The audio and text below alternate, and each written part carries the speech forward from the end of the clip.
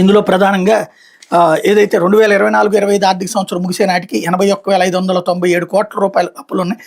April May మాసాల్లో 22,505 కోట్లు, జూన్లో చేసిన అప్పులు 14,000 కోట్లు, ఆఫ్ బడ్జెట్ బారోయింగ్స్ త్రూ ఏపీపీఎఫ్సి 710 కోట్లు, of budget borrowings through AP MDC bonds 3,489 కోట్లు, of budget borrowings through AP market 6,000 కోట్లు, of budget borrowings through civil supplies corporation 2,000 కోట్లు, హడ్కో ద్వారా 11,000 కోట్లు, కేఎఫ్డబ్ల్యూ జర్మనీ సంస్థ ద్వారా మరో 5,000 కోట్లు, borrowing secured on account of Amaravati world bank Asian development ద్వారా 15,000 కోట్లు, మొత్తంగా ఒక్క ఏడాదిలోని చంద్రబాబు చేసినప్పుడు 161,301 కోట్లు అంటూ ఆశ్చర్యకరమైన విషయం ఏంటంటే చంద్రబాబు చెప్పే అబద్ధాలు తాను ఎప్పుడు ఏ ప్రభుత్వ ఆస్తిని తాకట్టు పెట్టలేదని మధ్య చాలా గట్టిగా గంభీరంగా చెప్పాడు. ఏపీఎండీసీ జీవో నెంబర్ 69 ద్వారా ఏపీఎండీసీ సంబంధించిన 436 మైన్స్ ప్రాజెక్టులు తాకట్టు పెడుతూ వాటి విలువ 1.91 లక్షల కోట్లుగా చూపిస్తూ ఏప్రిల్ 24 పర్మిషన్ ఇచ్చాడు. దీని అర్థం ఏంటయ్యా చంద్రబాబు? ఏపీఎండీసీ ఇష్యూ చేసిన బాండ్ల ద్వారా రాష్ట్ర ప్రభుత్వానికి సంబంధించిన కన్సాలిడేటెడ్ ఫండ్ మీద ఆజిమాయిషిని ప్రైవేట్ వ్యక్తులకు ఇస్తున్నాడు. ఎస్టీఎల్ స్టేట్ డెవలప్మెంట్ లోన్లు సెంట్రల్ గవర్నమెంట్ ఎఫ్ఆర్బిఎం లిమిట్స్ కింద ఆర్బీఐ వస్తుంది.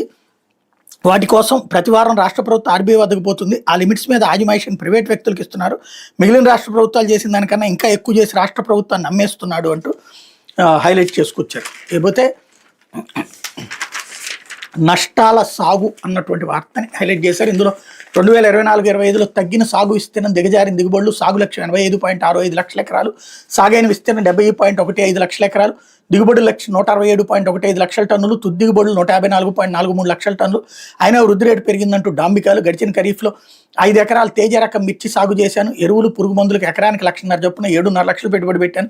ఈసారి విపరీతమైన తెగులు సోకడంతో దిగుబడి సగానికి తగ్గింది. 23-24 ఎకరానికి 20 నుంచి 25 క్వింటాలు దిగుబడి వస్తాయి. ఈ సంవత్సరం 10 క్వింటాలు కూడా రాలేదు. 23-24 క్వింటాలు మిర్చి 22,000 అమ్మితే ఈ సంవత్సరం 8 నుంచి 10,000కు పెంచలేదు.